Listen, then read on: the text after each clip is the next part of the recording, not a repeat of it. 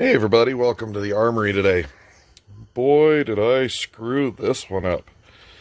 So, last couple of videos, I was showing you this 1917 Eddystone that was rebarreled into a Magnum. And I called it 300 Magnum. And basically, to modern nomenclature, that is the most popular Magnum. I know there's others. There's a Lapua Magnum and a few others, but they're fairly uncommon to find. And I saw the barrel. The barrel is marked 300 Mag IMP. And of course, it's not going to. There we go. You can just barely, there's a good shot. 300 Mag IMP. And a couple of really sharp eyeballs caught that. And what I had initially just brushed off as a maker's mark, the person who made the barrel, a company, something along those lines, it's not. So here's what I've learned after being corrected on my videos. And thank you very much for correcting me. It's the only way we're all going to learn this. I don't know everything, but the internet does.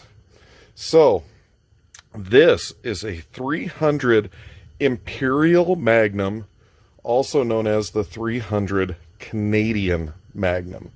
And this was designed in Canada in the 1980s, early 1980s. And it was basically an attempt to replace the 300 Win Mag from what I'm reading on the interwebs. And of course, the interwebs never lie, so all of this information is factual 100%.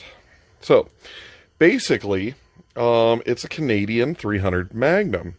Now, these have been, I don't want to say obsolete. It seems like there's a very big, cult following for the Imperial Magnum line. And from what I'm finding, there were many in this line. There was a 300. There was actually a 311, which really just caught my attention because nobody really ever did much with 311. You have Japanese Arasaka 7.7. You have 303 British, and of course the 762 Russian. But everybody else went with a standard 30.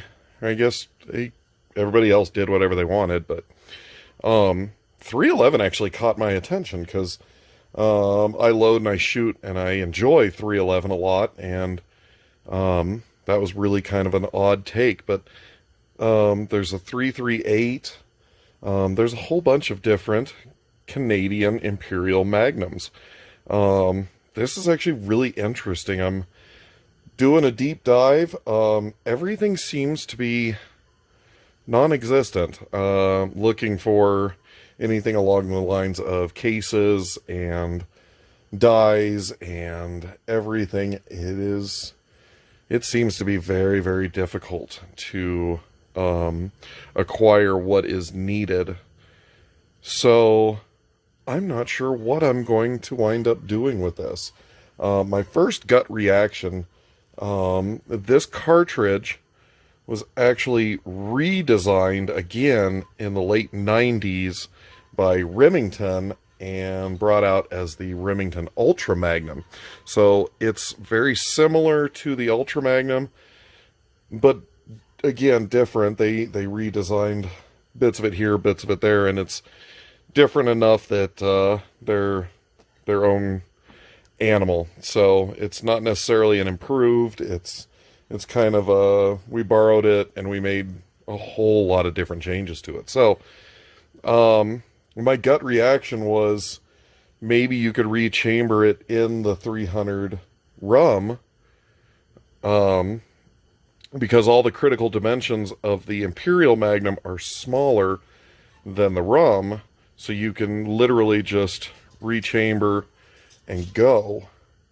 Now, I like that idea for ammo availability, but I also kind of like the idea of trying to keep some of this unique history alive. So I'm kind of caught in a crossroads.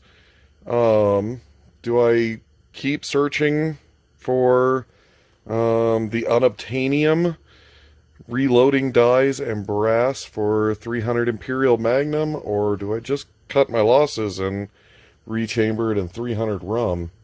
I'm at a real hard, I just don't know spot, because both of them have a good solid argument, and I don't know.